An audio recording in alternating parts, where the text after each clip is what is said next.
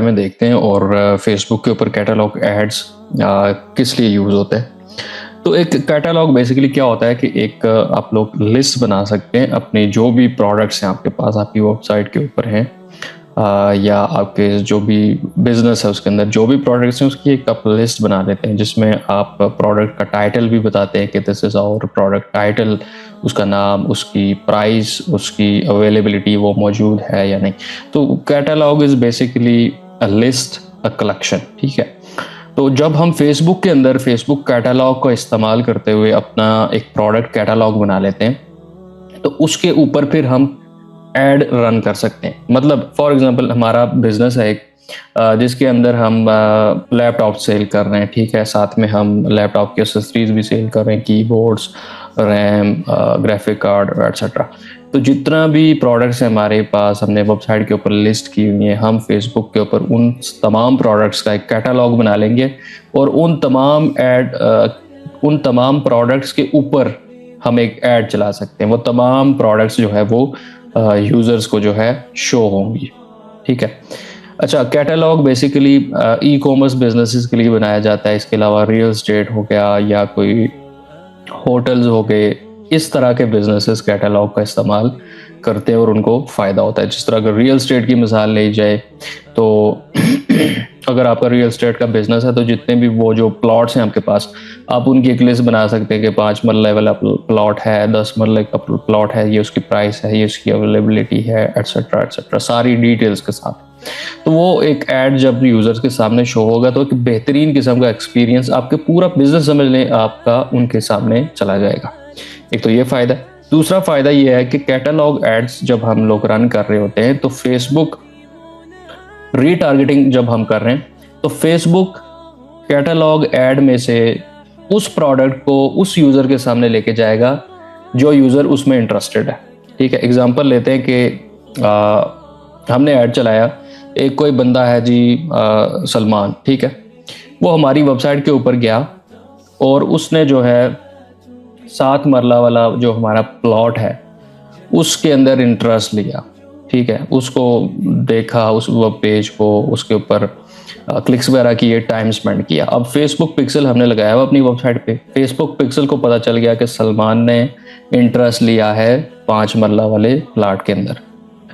अब हम कैटलॉग बना लेते हैं अपनी प्रोडक्ट्स का, अपने प्लॉट्स का, और फिर कैटलॉग ऐड रन करेंगे और उसके अंदर रीटारगेटिंग करेंगे। तो फेसबुक क्या करेगा कि फेसबुक को पता है कि सलमान ने इंटरेस्ट लिया था 5 मरले वाले प्लॉट में, तो फेसबुक ऐड लेके जाएगा सलमान के पास 5 मरले वाले प्लॉट के साथ, ठीक है, मतलब वो वाला 5 मरले वाला ऐड सलमान के पास जाएगा और जिस शख्स ने जो है 7 मरले वाले प्लॉट के अंदर इंटरेस्ट लिया था उसके सामने 7 मरले वाला ऐड दिखाएगा।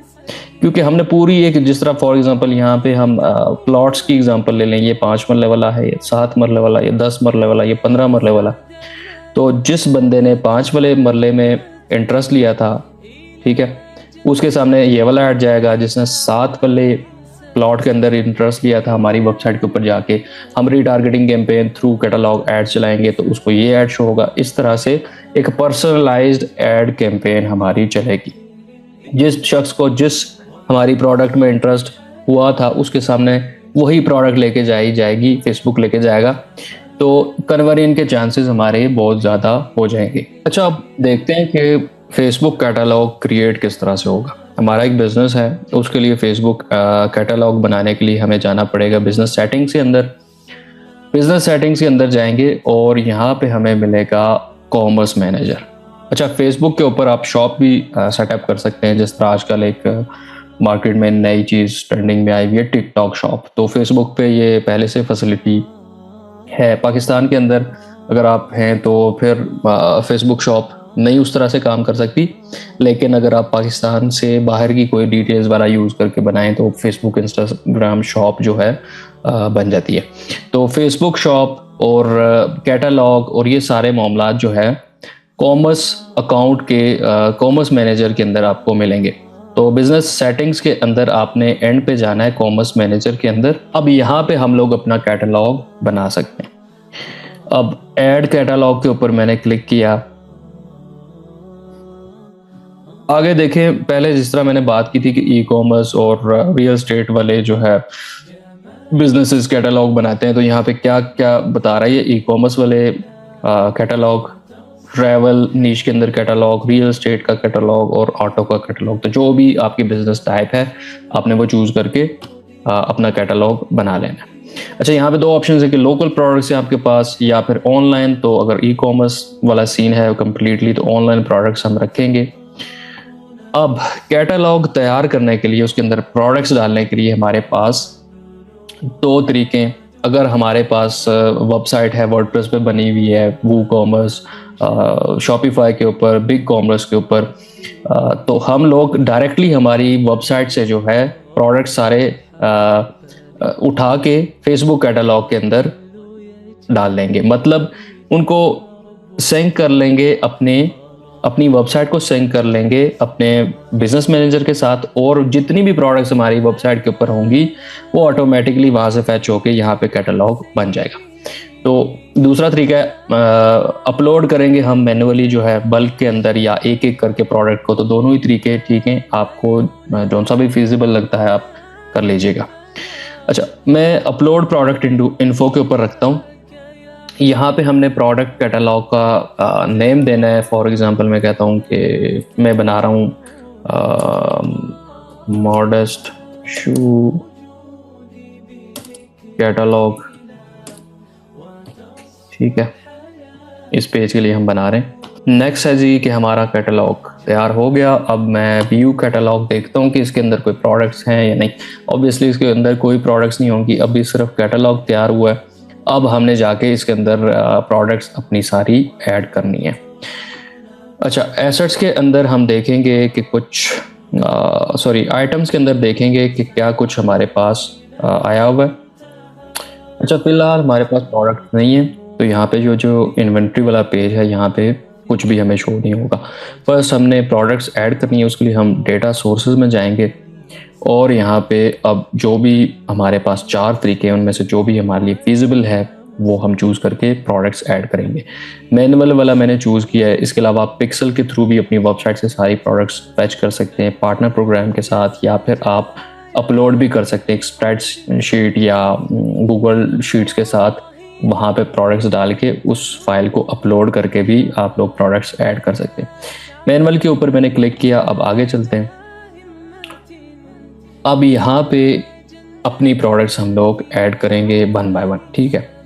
यहाँ पे इमेजेस के ऊपर सबसे पहले हमने इमेज ऐड करनी है अपनी प्रोडक्ट की, तो कोई एक ऐड कर लेते हैं। जैसे मैं कहता हूँ ये हमारी प्रोडक्ट है, ठीक है, इसको सेव करेंगे। अब हमने इस प्रोडक्ट का नाम देना है, ठीक है। ऑब्वियसली इसका कोई ना कोई नाम होगा, तो मैं कहता हूँ for example comfy formal shoes. अच्छा जी, अब डिस्क्रिप्शन हमने देनी है। डिस्क्रिप्शन क्या होती है कि जिस तरह दराज के ऊपर आपने देखा होगा प्रोडक्ट का टाइटल आ रहा होता है, नेम आ रहा होता है, नीचे फिर डिस्क्रिप्शन आ रही होती है। इसी तरह से अमेज़ोन के ऊपर या किसी का शॉपिफाई स्टोर है तो ऊपर प्रोडक्ट नेम होता है, नीचे डिस्क्रिप्शन होती है। डिस्क्रिप्शन के अंदर आपने फीचर्स बताने होते हैं प्रोडक्ट के, या फिर बेनिफिट्स बताने होते हैं, या फिर अपने साथ में अपने ब्रांड के जो यूनिक सेलिंग पॉइंट्स हैं या जो कुछ आप एक वैल्यू प्रपोज कर रहे हैं वो सारी चीज़ें आपने लिखनी होती हैं। This is basically copy writing about your product, ठीक है। तो वो सारी चीज़ें आपने ऐड कर लेनी है कि this shoes is made up of premium material, कुछ भी लिख देता हूँ, premium leather imported from Belgium, कुछ भी आपने लिख देना है। बेनिफिट्स जो भी आपके प्रोडक्ट के हिसाब से हैं। नेक्स्ट आपने वेबसाइट का लिंक देना है कि ये आइटम आपकी वेबसाइट के ऊपर कहाँ पे रखा हुआ है, ठीक है। तो यहाँ से कुछ भी मैं लिख देता हूँ। डायरेक्ट इस प्रोडक्ट पेज का आपने एड्रेस देना है, तो यहाँ पे दे देते हैं हम। करेंसी आपने चूज़ करनी है प्राइस के अंदर फर्स्ट के आप अपने स्टोर के लिए कर रहे हैं, पाकिस्तान में बैठे हुए, इंडिया में बैठे हुए, जहाँ पे बैठे हुए, तो उसी हिसाब से आपने करेंसी चूज़ करनी है। अगर आप किसी क्लाइंट के लिए कर रहे हैं वो कनाडा में बैठा हुआ है तो आपने कैनेडियन डॉलर चूज़ करना है। तो यहाँ पे मैं PKR में दे देता हूँ 2500 या 5000, ठीक है। आगे चलते हैं। सेल प्राइस क्या होती है कि जब हम इसके ऊपर कोई ऑफर चलाएंगे, मतलब कुछ % ऑफ हम दे रहे हैं, सेल सेल पे लगाया हुआ है अगर हमने ये शूज़, तो कितने का होगा, मैं कह रहा हूँ कि 3900 का ये हो जाएगा जी। नेक्स्ट उसके बाद फेसबुक प्रोडक्ट कैटेगरी हमने चूज़ करनी है कि ये प्रोडक्ट किस कैटेगरी में फॉल कर रही है, तो ये क्लॉथिंग या फिर शूज़ में डायरेक्टली देखता हूँ कि हैं या नहीं। हाँ जी, ये शूज़ के अंदर हमने इसको सेलेक्ट कर लिया। कंडीशन बतानी है, न्यू है, रिफर्बिश्ड है, यूज्ड है, क्या है। उसके बाद अवेलेबिलिटी बतानी है कि ये प्रोडक्ट आपके पास आपके बिजनेस के अंदर इस टाइम पे अवेलेबल है या नहीं, ठीक है। स्टेटस एक्टिव है, इनएक्टिव है, ठीक है। उसके बाद ब्रांड आपने बता देना है कि जो भी इसका ब्रांड है, आपका अपना ब्रांड है तो आप बता दें मॉडेस्ट शू स्टोर या एडिडास या जो भी इसका ब्रांड है वो आपने मेंशन कर देना है। कंटेंट आईडी, अगर आपने वेबसाइट के अंदर कुछ इस तरह का सिस्टम यूज़ किया हुआ है जिसमें आप प्रोडक्ट्स को कुछ आईडी दे रहे हैं या कंटेंट को आईडी दे रहे हैं तो तब रेलेवेंट है, अदरवाइज इसकी कोई खास ज़रूरत नहीं है, दिस इज ऑप्शनल। तो ज़रूरी चीज़ें हैं प्रोडक्ट का इमेज, प्रोडक्ट का नाम, उसकी वेबसाइट का लिंक और प्राइस, ठीक है। बाकी सारी चीज़ें ऑप्शनल हैं। ये प्रोडक्ट ऐड हो गई, उसके बाद हमने न्यू प्रोडक्ट ऐड करनी है।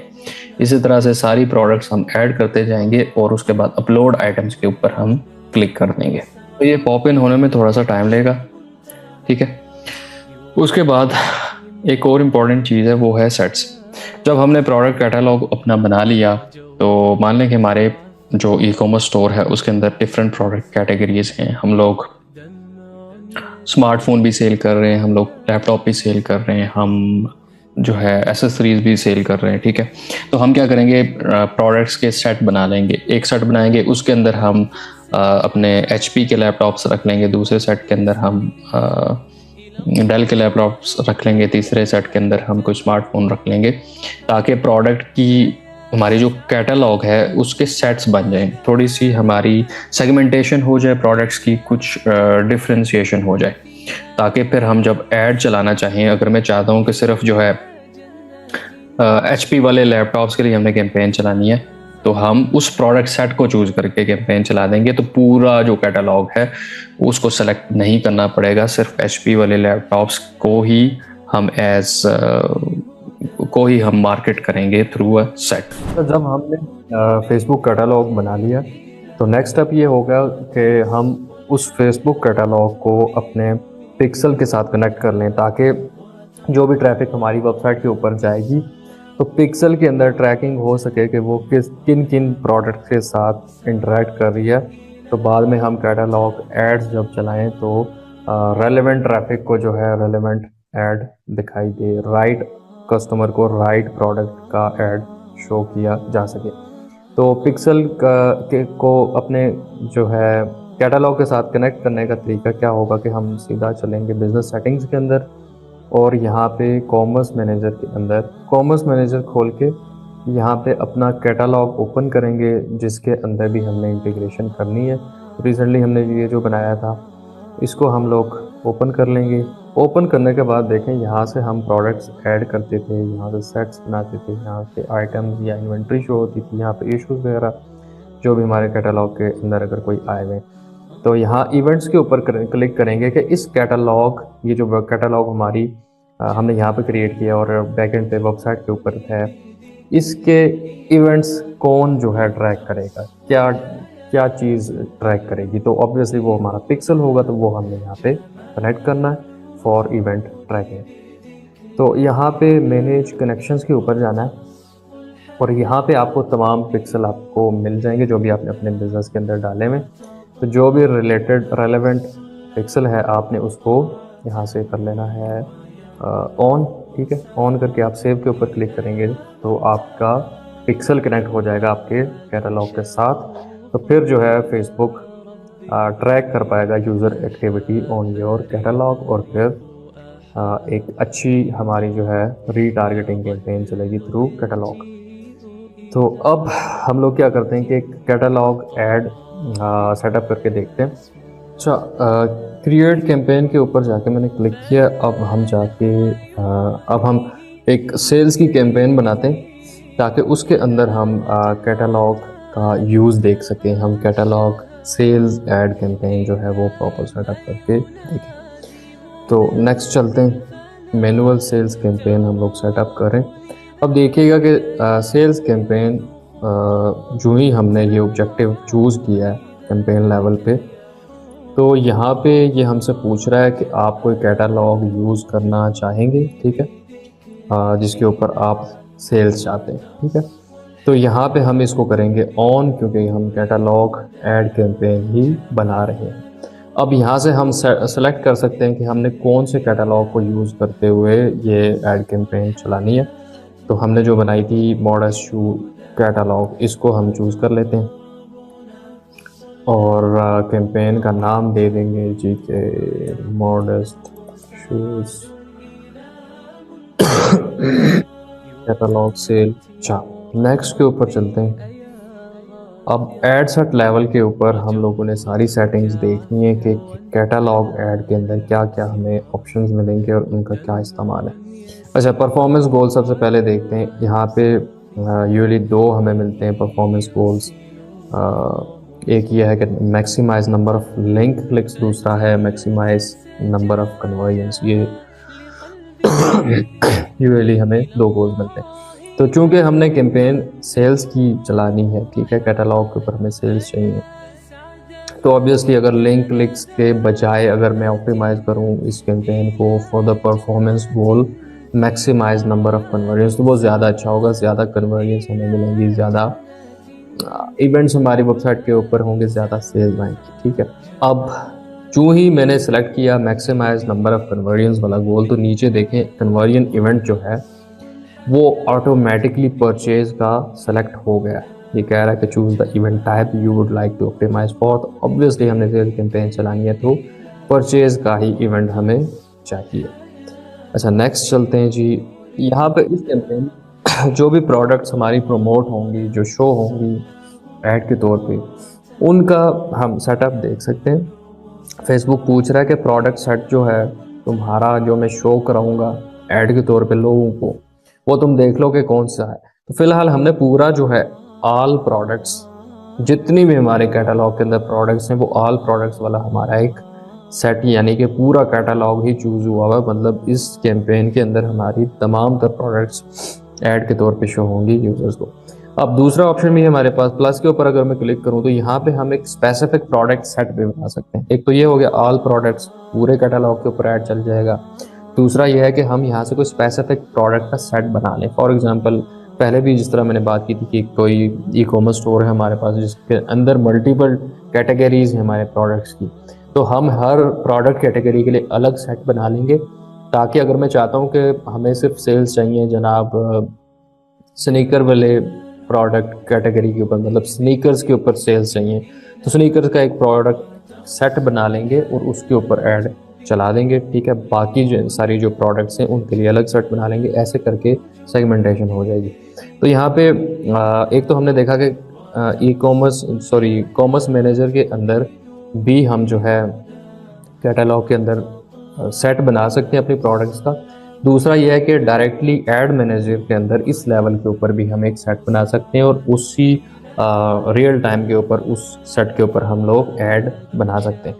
अच्छा, यहाँ पे फॉर एग्जांपल एक सेट बनाने की कोशिश करते हैं। मैं नाम देता हूँ, मैं कहता हूँ कि स्नीकर का सेट बना लो यार, सारी प्रोडक्ट्स मुझे नहीं चाहिए, एक सेट बना लेते हैं स्नीकर्स के लिए। अच्छा, ऑल के ऊपर कंडीशन में रखता हूँ। यहाँ से हम अब फिल्टर लगाएंगे कि किस कंडीशन के ऊपर हमने ये सेट बनाना है। मैं कहता हूँ कि यार टाइटल चूज़ करो ऐसे सारे जिनके अंदर स्नीकर का वर्ड आता हो, ठीक है। ऐसे करके ऑब्वियसली प्रोडक्ट नेम के अंदर स्नीकर यूज हुआ हुआ, तो जितने भी स्नीकर्स हैं वो इकट्ठे हो गए एक सेट बन जाएगा, ठीक है। तो ये स्नीकर्स जैसे हमारे पास 6 ही प्रोडक्ट्स हैं टोटल कैटलॉग के अंदर, तो उनमें से स्नीकर जो थे 2 जिनका टाइटल है स्नीकर, तो वो जो है सेट में बन गए। तो अब हम क्रिएट करेंगे तो ये स्नीकर्स वाला सेट बन जाएगा। इसी तरह से हम अगर कोई और सेट हमने बनाना है, ठीक है, तो उसको भी, अगर ड्रेस शूज़ का बनाना है तो उसको भी इस तरह से करके बना सकते हैं। तो फिलहाल हमारी कैंपेन जो इसकी सेटिंग हुई हुई है वो है पूरी कैटलॉग के ऊपर हमारा ऐड चलेगा, सारी प्रोडक्ट्स हमारी शो होंगी। अच्छा, नेक्स्ट चलते हैं। बजट और स्केड्यूल के अंदर कुछ लगा देते हैं $8। और नेक्स्ट चलते हैं जी। अच्छा, यहाँ पे आप देखिएगा कि जो कैटलॉग सेल्स ऐड है वो दो तरीके से वर्क कर सकता है। एक तो जैसे आपके साथ बात हुई कि कैटलॉग ऐड का एक बहुत बड़ा फ़ायदा है कि हमारी वेबसाइट पे जो यूज़र जिस प्रोडक्ट में इंटरेस्ट ले रहा होता है, कैटलॉग ऐड के थ्रू जब हम ऐड रन करते हैं तो उसको वही स्पेसिफिक प्रोडक्ट शो होती है ऐड के अंदर। तो आपको समझ आ गया होगा कि this is basically when we are setting up retargeting campaign, ठीक है। तो रीटारगेटिंग भी हो सकती है कैटलॉग ऐड के अंदर, और जो टॉप ऑफ द फनल का एक मतलब कोल्ड ऑडियंस टारगेट करने वाला ऐड होता है जिसमें हम डिटेल टारगेटिंग करते हैं, वो भी कैटलॉग सेल्स ऐड के अंदर हम कर सकते हैं। तो ज़्यादा फ़ायदा कैटलॉग ऐड का रीटारगेटिंग कैंपेन में होता है। अभी मैं इसको स्विच करता हूँ ओरिजिनल ऑडियंस ऑप्शंस के अंदर। अच्छा, यहाँ पे देखें दो ऑप्शंस हैं। पहला ऑप्शन है कि कोल्ड ऑडियंस है जो आपके बारे में नहीं जानती, बिल्कुल कुछ भी इंटरेक्शन आपके साथ नहीं किया हुआ, हम उनको टारगेट कर सकते हैं। कैसे? वही पुराने तरीके से जो हम करके देख के आए हैं, डिटेल टारगेटिंग के थ्रू, ठीक है। और दूसरा ऑप्शन है कि रीटारगेट करें हम ऐड, ये कैटलॉग ऐड उन लोगों को दिखे जिन्होंने हमारी प्रोडक्ट के साथ इंटरेक्शन किया हुआ, चाहे फेसबुक पे चाहे वेबसाइट के ऊपर, ठीक है। तो दोनों तरीके से हम कर सकते हैं। ज़्यादा बेनिफिशियल कैटलॉग ऐड यहाँ पे होगा, तो हम रीटारगेट वाला जो है सेटअप वो चूज़ करते हैं। अब यहाँ पे कंडीशंस हैं मल्टीपल जिनके ऊपर हम रीटारगेटिंग कर सकते हैं, कैटलॉग ऐड उनको दिखा सकते हैं। एक पहली कंडीशन है कि ऐसे तमाम लोग जिन्होंने हमारी प्रोडक्ट को देखा और उसके बाद ऐड किया कार्ट के अंदर, ऐड टू कार्ट बटन के ऊपर क्लिक किया लेकिन परचेज नहीं किया, ठीक है। तो ऑब्वियसली वो वार्म ऑडियंस है, उनके वो इंटरेस्ट ले रही थी हमारी प्रोडक्ट के अंदर, लेकिन किसी भी रीज़न की वजह से वो उन्होंने नहीं परचेज किया, तो हम उनको कैटलॉग ऐड के थ्रू रीटारगेट करेंगे और उनको वही प्रोडक्ट दिखाएंगे जिसमें पहले उन्होंने इंटरेस्ट लिया था, उसको देखा था, उसको ऐड टू कार्ट किया था, ठीक है। यहाँ पे हम डेज़ अपने चूज़ कर सकते हैं कि 30 डेज़, पिछले 30 डेज़ के अंदर जिन्होंने ये काम किया हो, 60 डेज़ के अंदर, 50 डेज़ के अंदर, तो जैसे भी जो भी ड्यूरेशन हमने रखनी हो। उसके अलावा जिन्होंने ऐड टू कार्ट किया लेकिन परचेज़ नहीं किया, अच्छा यहाँ पे ये था कि व्यू किया और ऐड टू कार्ट किया और परचेज़ नहीं किया, ठीक है। यहाँ पे सिर्फ बात हो रही है कि ऐड टू कार्ट किया लेकिन परचेज़ नहीं किया। इसी तरह से मल्टीपल और भी कंडीशंस हैं जिनके ऊपर हम अपनी रीटारगेटिंग्स सेटअप कर सकते हैं, फोकस कर सकते हैं। तो पहला वाला ऑप्शन मैं फ़िलहाल चूज़ कर रहा हूँ पिछले 30 दिन के अंदर जी। आगे चलते हैं। अच्छा, जब ये हमने चूज़ कर लिया, फर्दर कोई टारगेटिंग करने की यहाँ पे ज़रूरत नहीं होती। कस्टम ऑडियंस भी इवन आप अगर ना चूज़ करें तो फेसबुक के पास डाटा है, ऑब्वियसली पिक्सल हमारा कनेक्टेड है कैटलॉग के साथ, तो पिक्सल के थ्रू पता चल जाएगा कि अच्छा किस बंदे ने किस प्रोडक्ट में ऐड इंटरेस्ट दिखाया था, उसको कौन सा ऐड दिखे, ठीक है। तो प्लेसमेंट्स के अंदर भी कोई रेलेवेंट फ़िलहाल नई चीज़ नहीं है, बाकी सारी चीज़ें आम कैंपेन की जैसी हैं। अब चलते हैं ऐड लेवल के ऊपर, वहाँ पे जाके देखते हैं कि क्या कुछ डिफरेंट है कैटलॉग ऐड के अंदर। यहाँ पे हमने अपना पेज चूज़ कर लेना है जहाँ पे भी हमने ऐड चलाना है, और अब फॉर्मेट के अंदर बात करते हैं। यहाँ पे जो ऐड फेसबुक शो करेगा ऑडियंस को, यूज़र्स को, वो क्रिएटिव जो इमेजेस हैं वो फेसबुक अपनी मर्ज़ी से शो करेगा, ठीक है। जिस बंदे ने जिस प्रोडक्ट में इंटरेस्ट लिया होगा ऑटोमेटिकली उसको वही प्रोडक्ट इमेज जो है नज़र आएगी, क्योंकि हमने अपना कैटलॉग इस ऐड के अंदर लगाया हुआ है। सारी जो थी कैटलॉग के अंदर इमेजेस वो ऑटोमेटिकली फैच होकर यहाँ पे शो हो रही हैं। हमने कुछ भी यहाँ पे इमेज ऐड नहीं की, कोई वीडियो ऐड नहीं की, ठीक है। तो यहाँ पे अलबत्ता ये चीज़ है कि फेसबुक को हम ये बता सकते हैं कि यार आपने सिंगल इमेज या वीडियो के साथ चलना है, या फिर कैरोसेल दिखाना है ऑडियंस को, या फिर कलेक्शन ऐड दिखाना है, ठीक है। सिंगल इमेज भी जब होगी तो तब भी शफल करके डिफरेंट लोगों को डिफरेंट इमेज ही नज़र आएगी यहाँ पे। जब कैरोसेल होगा तो तब भी ऐसा ही होगा, फेसबुक अपनी मर्ज़ी से, मतलब उसके पास डेटा है, जिसमें इंटरेस्ट शो किया उसको वही ऐड दिखाए। बस यहाँ से हमने जस्ट फॉर्मेट बताना है। तो सिंगल इमेज या वीडियो के ऊपर मैं रखता हूँ, आगे चलते हैं। अब यहाँ पे हमने क्या करना है कि प्राइमरी टेक्स्ट हम लोग दे सकते हैं कि यहाँ पे क्या शो हो। प्राइमरी टेक्स्ट में देता हूँ जी कि बाय या say hello to the most comfortable, कुछ भी लिख देते हैं स्पीकर पर, ठीक है, हेडलाइन के अंदर। अब यहाँ पे कैटलॉग के जो ऐड होता है, कैटलॉग ऐड, यहाँ पे एक बहुत अच्छी फंक्शनैलिटी ये है कि हम कुछ फील्ड्स यहाँ पे अपने प्राइमरी टेक्स्ट के अंदर ले सकते हैं। जैसे मैं प्लस के ऊपर क्लिक करता हूँ तो मैं अगर चाहता हूँ कि यार प्राइमरी टेक्स्ट में प्रोडक्ट का नेम फैच हो के शो हो जाए, तो कैसे कर सकते हैं। मैं कहता हूँ कि say hello to the most comfortable, आगे मैं कहता हूँ कि प्रोडक्ट का नाम आ जाए, ठीक है, क्योंकि ऑब्वियसली हमारे पास कैटलॉग के अंदर अगर 100 प्रोडक्ट्स हैं तो हर प्रोडक्ट का नाम तो अलग होगा ना, तो फेसबुक तो अपनी मर्जी से इमेज दिखा देगा। हम चाहते हैं कि जिस प्रोडक्ट का जो भी नाम हो वो अपने नाम के साथ प्राइमरी टेक्स्ट में शो हो जाए। तो नेम में चूज़ करता हूँ, देखते हैं कुछ होता है या नहीं। हाँ, ये देखें एक प्रोडक्ट का मैंने नाम रखा था मॉडेस्ट जॉगर, तो ये उसका आ रहा है, ठीक है। ऐसे करके जिस बंदे के सामने जो भी इमेज दिख रही है उस प्रोडक्ट का नाम यहाँ पे ऑटोमेटिकली आ जाएगा। इसी तरह से हम कुछ और भी कर सकते हैं कि डिस्क्रिप्शन आ जाए या शॉर्ट डिस्क्रिप्शन आ जाए। शॉर्ट डिस्क्रिप्शन या डिस्क्रिप्शन में चूज़ करके देखता हूँ क्या आता है। ये डिस्क्रिप्शन मैंने उस कैटलॉग के अंदर इस प्रोडक्ट की यही रखी थी, say hello to new trendy speaker, तो वो वहाँ से बैच होके आ रही है, ठीक है। तो ये प्राइमरी टेक्स्ट अपनी ऐड कॉपी हम अच्छे से यहाँ से बना सकते हैं। अच्छा, उसके बाद हम आगे देखते हैं, या फिर हम कुछ और यहाँ पे कुछ अच्छा सा लिख लेते हैं कि बाय दीज, आगे product name at affordable prices या ऑन डिस्काउंटेड रेट्स, कुछ भी लिख दें। अच्छा, हेडलाइन के अंदर हम क्या करते हैं कि इसको भी इसी तरह से हम फील्ड्स चूज़ करके जो है अपना हेडलाइन बना सकते हैं। मैं अगर कहता हूँ कि मुझे ऐड के अंदर हर प्रोडक्ट की प्राइस दिखानी है, ठीक है, तो यहाँ से हम प्लस के ऊपर क्लिक करके प्राइस के ऊपर जाएंगे, तो जिस भी प्रोडक्ट की जितनी भी प्राइस है वो उसके साथ अटैच हो जाएगी ऑटोमेटिकली, ठीक है। यहाँ पे एक बार वेबसाइट का एड्रेस दे देते हैं फिर ये शो होगा। तो कुछ भी डमी साइट का एड्रेस दे देते हैं abc.com/sneaker, तो आप देखते हैं कि किस तरह से प्राइस शो होगी। ये देखें, ये जो ऐड है हमारा, इस जूते की प्राइस थी, हमने सेटअप की थी अपने कैटलॉग के अंदर 5500, ठीक है। तो ये वही शो हो रही है जब कोई नेक्स्ट प्रोडक्ट होगी तो उसकी प्राइस शो होगी, ठीक है। तो ऑटोमेटिकली हमने प्राइसेस सारी सेटअप कर ली हैं।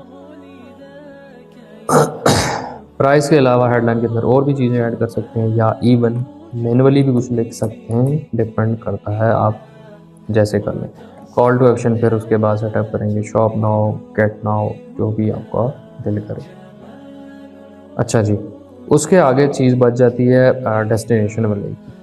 डेस्टिनेशन क्या है कि जब ये कैटलॉग ऐड शो हो यूज़र को तो वो क्लिक करके कहाँ पे जाए, तो वो हम यहाँ पे वेबसाइट का यूआरएल हमने दे दिया हुआ है। अगर हमारे पास कोई मोबाइल एप्लीकेशन भी है एंड्रॉयड की या आईओएस की, तो वो हम उसका लिंक भी दे सकते हैं कि अच्छा ऑडियंस जो है ऐड के ऊपर क्लिक करे तो वो मोबाइल एप्लीकेशन के ऊपर चली जाए या फिर वेबसाइट के ऊपर चली जाए, फेसबुक खुद से डिसाइड करके वो भेज देगा। तो फिलहाल के लिए हम एक ही यूज़ करें कि हमारे पास वेबसाइट है, आपने फेसबुक ऑडियंस को वेबसाइट के ऊपर ही भेजना है।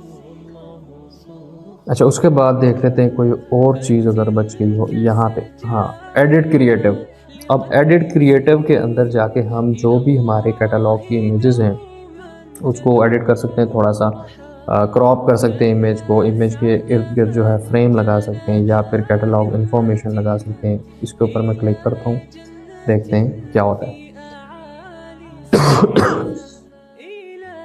अच्छा, ऑटोमेटिक ओवरले टेक्स्ट है जी, मैनुअल ओवरले टेक्स्ट है। यहाँ पे हम ओवरले टेक्स्ट के अंदर प्राइस मेंशन कर सकते हैं। ये बड़ी अच्छी फीचर है कि इमेज के अंदर ही जो है ना हमारी प्राइस आ जाए करेगी। कैसे आएगी, जैसे मैं इसको प्राइस चूज़ करता हूँ कि यार क्रिएटिव के साथ जो है ना प्राइस दिखाओ, प्रोडक्ट के साथ उसकी प्राइस, तो ये देखें 4500 इसकी प्राइस थी, हमने कैटलॉग में सेटअप की थी, तो वो ऐड के अंदर ही जो है ना शो हो रही है, तो बहुत अच्छी लग रही है। शेप भी हम चेंज कर सकते हैं कि ये जो प्राइस शो हो रही है, ये अगर रेक्टेंगुलर में शो हो रही है तो हम इसको स्क्वायर में कर सकते हैं, या फिर किसी और फॉर्मेट के अंदर हम कर सकते हैं। सर्कल के अंदर कर सकते हैं, फिल के अंदर कर सकते हैं।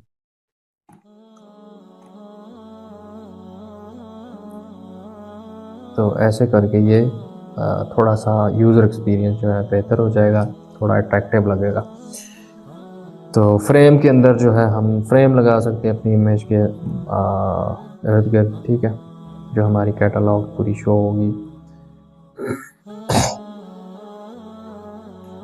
अच्छा, क्रॉप के अंदर क्रॉप कर सकते हैं कि थोड़ा सा जूम इन टू फिल, मतलब हल्की सी एनिमेशन सी आ जाए उसके अंदर, जूम इन और फिल फॉर्मेट के अंदर वो शो हो, ट्रिम एंड फिट शो हो। तो इस तरह से सेटिंग्स आप लोग इसकी देख सकते हैं।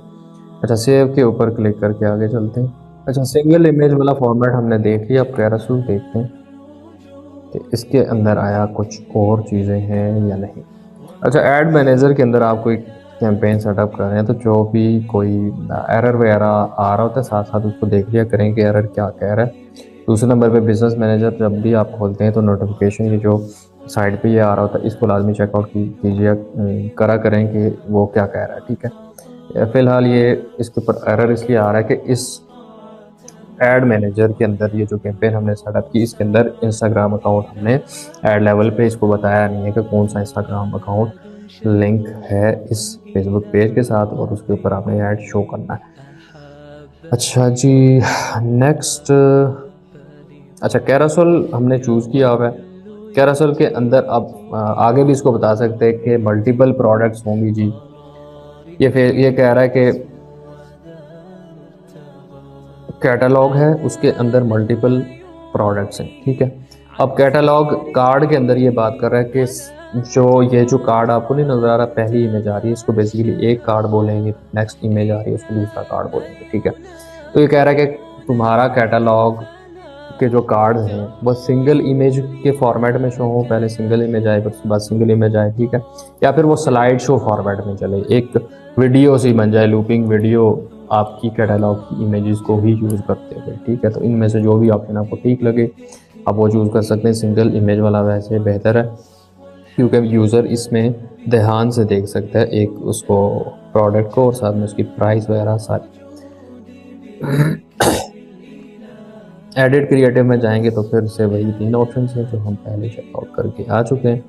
अच्छा, जब हमने कैरोसेल चूज़ किया हुआ तो तब हम हेडलाइन दे सकते हैं यूजिंग द फील्ड्स और मैनुअली, ठीक है, या फिर हम डिस्क्रिप्शन भी देख सकते हैं इसके साथ, वही जो लिंक डिस्क्रिप्शन होती है जो हमारे नीचे हेडलाइन के नीचे आ रही होती है। जैसे मैं कुछ लिखता हूँ, जैसे स्टार स्टार स्टार डाल के देखते हैं कि ये कहाँ पे शो होगी, ये हेडलाइन के नीचे आएगी। तो यहाँ पे भी हमने कोई अट्रैक्टिव एलिमेंट यूज़ कर लेना होता है। ये देखिए नीचे आ गया। तो एक वेबसाइट है इमोजीपीडिया, वहाँ से जो है स्टार्स आप कॉपी करके यहाँ पे लगा सकते हैं। तो वो एक अट्रैक्टिव एलिमेंट होता है ऐड के अंदर, जिससे थोड़ा सा ऑडियंस हुक होती है। आप लोग ऐड के थ्रू अटेंशन ग्रैब कर सकते हैं कि यार वी हैव 5 स्टार रिव्यूज़, इस तरह का एक इम्प्रेशन जाएगा। अच्छा जी, अब बाकी वही चीज़ें, इसके अंदर कोई डिफरेंट चीज़ नहीं है कैरोसेल के अंदर भी।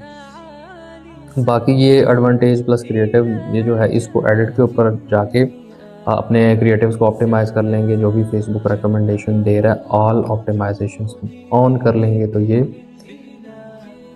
2 आउट ऑफ 3 स्कोर दे रहा है, तो ये 3 आउट ऑफ 3 हो जाएगा, ठीक है। थोड़े से हमारे क्रिएटिव्स इम्प्रूव हो जाते हैं, और एक और फॉर्मेट बन जाता है कि हमारा एक स्लाइड शो सा बन जाता है, और म्यूज़िक भी लग जाता है उसके साथ। यहाँ से हम अपने ऐड का म्यूज़िक भी चेंज कर सकते हैं, ठीक है।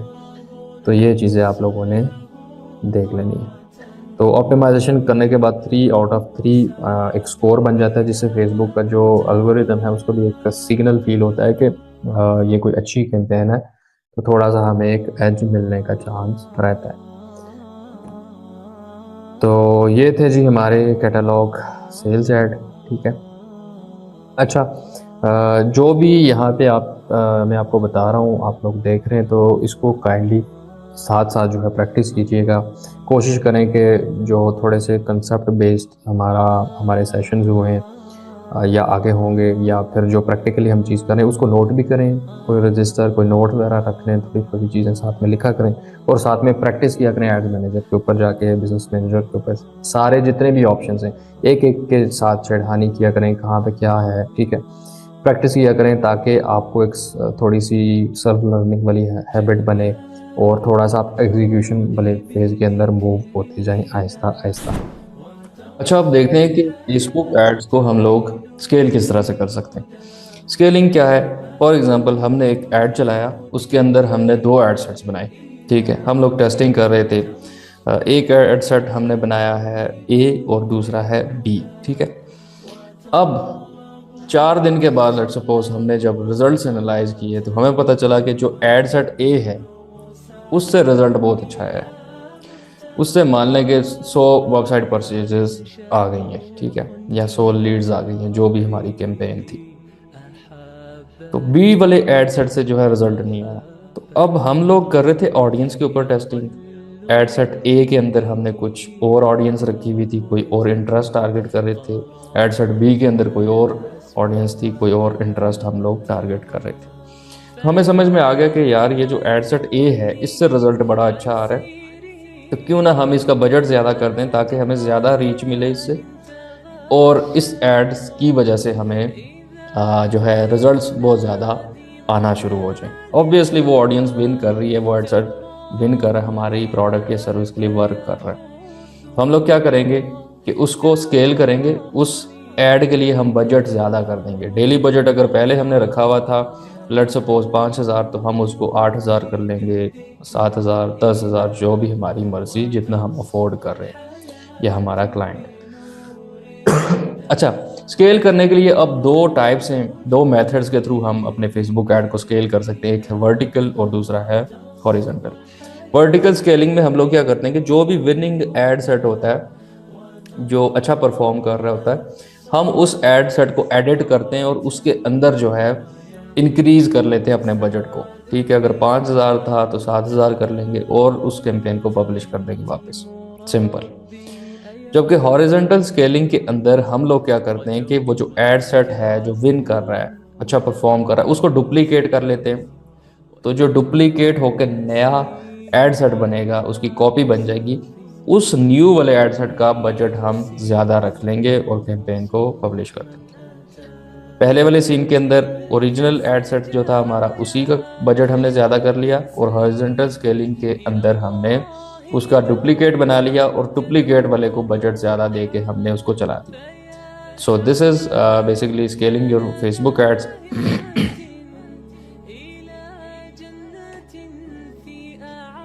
स्केलिंग के बाद दूसरी इंपॉर्टेंट एक चीज़ है क्रिएटिव फटीग।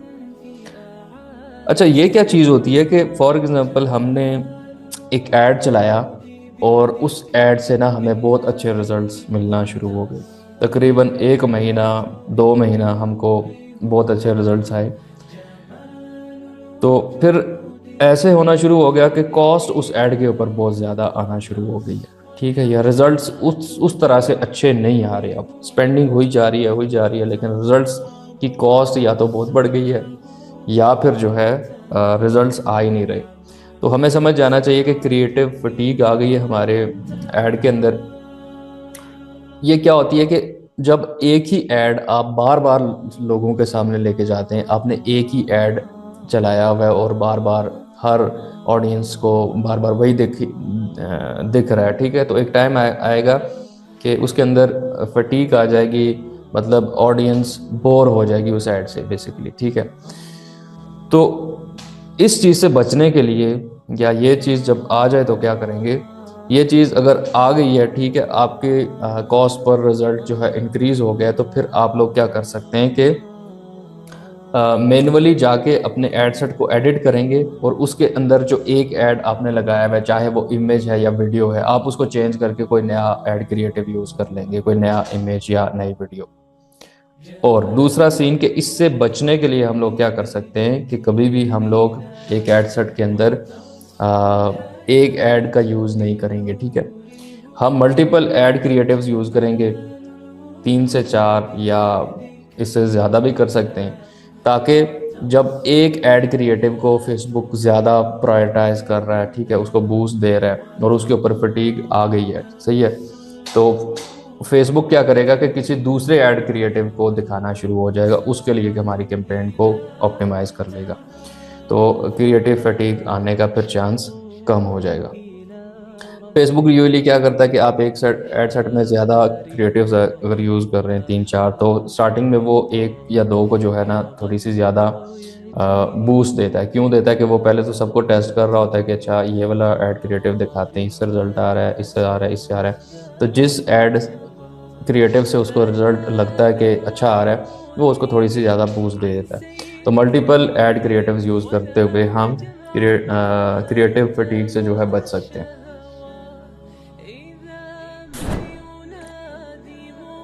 अच्छा, अब कुछ फेसबुक ऐड स्ट्रेटजी की बात कर लेते हैं। अच्छा, फेसबुक ऐड की स्ट्रेटजी डिपेंड करेगी आपकी प्रोडक्ट के ऊपर, आपकी सर्विस के ऊपर और आपके ऐड अकाउंट लेवल के ऊपर कि वो फ्रेश है, उसके अंदर डाटा है या नहीं, ठीक है। लेकिन कुछ जनरल जो स्ट्रेटजीज़ हो सकती हैं उनके ऊपर बात करते हैं जो वर्क करेंगी, ठीक है। एक स्ट्रेटजी ये है कि आपने 1 से 2 वीडियो एड्स बनाने लें और उसके साथ 2 से 3 इमेज क्रिएटिव्स।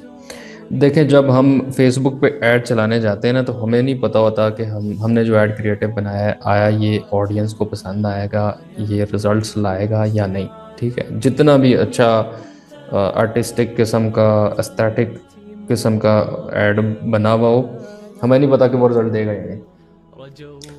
तो हम बेसिकली ना पहले से टेस्ट कर लेंगे अपने क्रिएटिव्स को। एक बहुत बेसिक स्ट्रैटेजी है और बहुत पावरफुल स्ट्रैटेजी है। हम क्या करेंगे कि एक ट्रैफिक कैंपेन सेटअप करेंगे सिंपल और उसके अंदर वो सारे add creatives separate add set बना के हम लोग कैंपेन रन कर देंगे। कैंपेन का जो ऐड सेट का जो हर ऐड सेट का बजट होगा वो आपने मिनिमम रखना है ताकि आपका ज़्यादा खर्चा ना हो।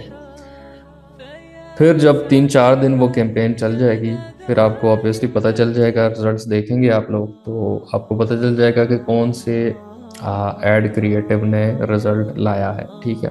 सेपरेटली आपने एक ऐड सेट में एक क्रिएटिव डाला हुआ है, तो ऑब्वियसली आप लोग ऐड क्रिएटिव टेस्ट कर रहे हैं इस बार, ना कि ऑडियंस, ठीक है। ऑडियंस आपने प्राउड पे ही रखनी है, कोई इंटरेस्ट टारगेटिंग नहीं करनी।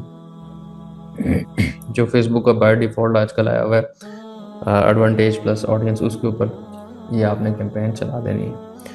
तो 3 या 4 दिन के बाद आप जो है उसका एनालिसिस करें और देखेंगे आपका विनिंग क्रिएटिव कौन सा है जिसने सबसे अच्छी परफॉर्मेंस जो है आपको दी है।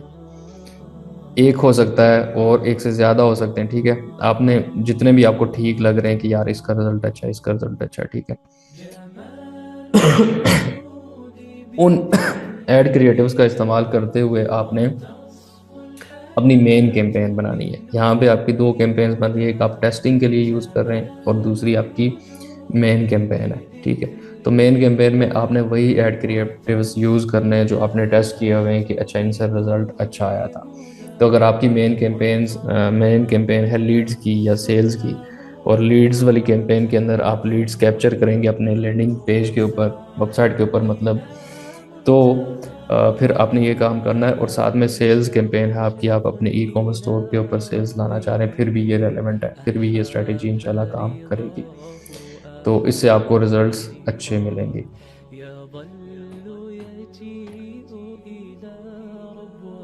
अच्छा, जो आपने ऐड लेवल पे ऐड डालना है ना ऐड सेट के अंदर, वो आपने ऐसे नहीं करना जो आम तरीका होता है ऐड अपलोड करने वाला, ठीक है, वैसे नहीं करना। आपने पोस्ट की आईडी यूज़ करनी है। टेस्टिंग वाली कैंपेन में जब आप ऐड चलाएंगे, ठीक है, तो वो जितने भी आपके एड्स होते हैं ना उनकी आईडीज़ बन जाती हैं, वो पोस्ट की तरह से बिहेव करती हैं। तो आप पोस्ट आईडीज़ यूज़ करके ऐड चलाएंगे मेन कैंपेन के अंदर, तो उससे होगा ये कि आपने जो टेस्टिंग कैंपेन चलाई हुई है ना, उसमें जो कुछ लाइक्स वगैरह आए हुए हैं आपके ऐड के ऊपर, ठीक है, फेसबुक ऐड भी जो है ना एक पोस्ट की तरह से ही दिखता है, आपको पता है। उसके ऊपर लाइक आ सकता है, कमेंट आ सकता है, शेयर आ सकता है, वो एक सोशल प्रूफ सा हम कैरी कर सकते हैं अपने नेक्स्ट मेन कैंपेन के अंदर।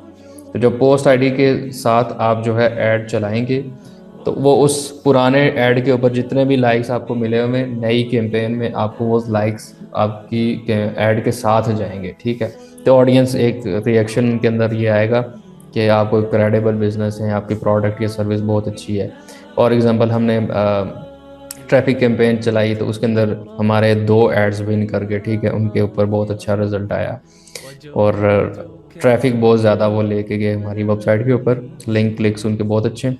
और साथ में एक ऐड के ऊपर 50 लाइक्स भी आए हुए, ठीक है, दूसरे के ऊपर 150 लाइक्स भी आए हुए। तो हम पोस्ट आईडीज के ज़रिए से उन 2 एड्स को ही अपनी मेन कैंपेन में रन करेंगे, ठीक है। तो वो 100 लाइक्स और 50 लाइक्स और कमेंट्स वगैरह भी साथ ही दिख रहे होंगे हमारी न्यू कैंपेन में, ठीक है। समझ, आई एम होपफुल दैट आपको समझ आ गई हो कि मैं क्या कहना चाह रहा हूँ। तो अभी हम देख भी लेते हैं प्रैक्टिकली कि पोस्ट आईडीज किस तरह से हम यूज़ कर रहे होंगे। एग्जिस्टिंग पोस्ट का ऑप्शन होता है जो हम ऐड लेवल के ऊपर फाइंड आउट कर सकते हैं और अपने पुराने किसी ऐड को या किसी पुरानी पोस्ट को एज एन ऐड यूज़ कर सकते हैं। तो उसके लिए ऐड सेटअप के अंदर देखें क्रिएट ऐड लिखा हुआ है, इसके ऊपर क्लिक करेंगे और यूज़ एग्जिस्टिंग पोस्ट सिंपली कर लेंगे।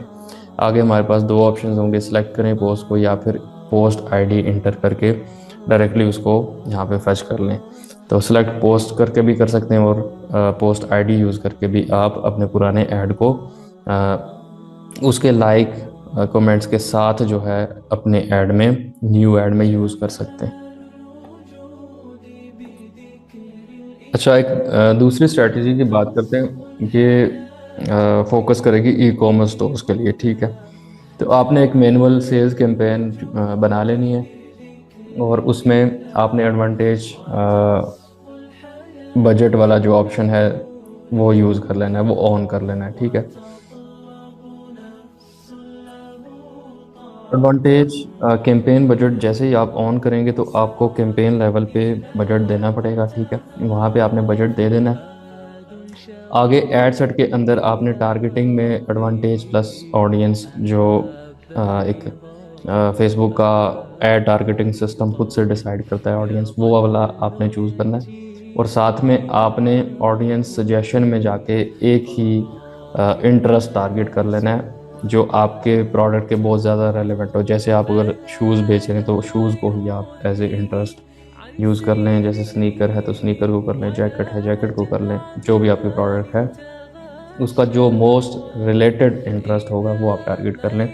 या फिर आप इंटरेस्ट टारगेट ना करें, आप एक बिहेवियर होता है बिहेवियर्स वाले सेक्शन में एंगेज्ड बिहेवियर्स, इसको डायरेक्टली सर्च करिएगा एंगेज्ड बिहेवियर्स एंगेज शॉपर्स, तो वो आपके सामने आ जाएगा, आप उसको टारगेट कर लें, ठीक है। तो इसमें हम मेनली टारगेटिंग जो है छोड़ रहे हैं फेसबुक के एआई सिस्टम के ऊपर।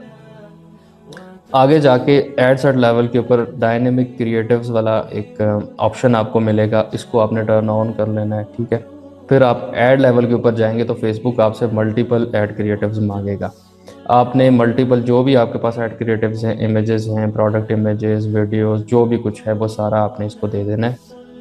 और साथ में फिर मल्टीपल ऐड कॉपीज़ भी आपने उसको देनी है, multiple primary text, multiple headlines, ठीक है। वो सारी जितने भी एसेट्स हैं आपने उसको दे देने, सारे एलिमेंट्स दे देने। तो फेसबुक का जो एआई सिस्टम है वो आपकी कैंपेन को पर्सनलाइज करके ऑप्टिमाइज करेगा इंडिविजुअल्स के लिए जो इंटरेस्टेड होंगे, जो लाइकली होंगे आपसे परचेज करने में, ठीक है। तो जब बजट कम हो और हम टेस्टिंग ना कर सकते हो तो उस सिनेरियो के अंदर ये इस तरह की कैंपेन, इस तरह की स्ट्रैटेजी अच्छी परफॉर्मेंस देगी।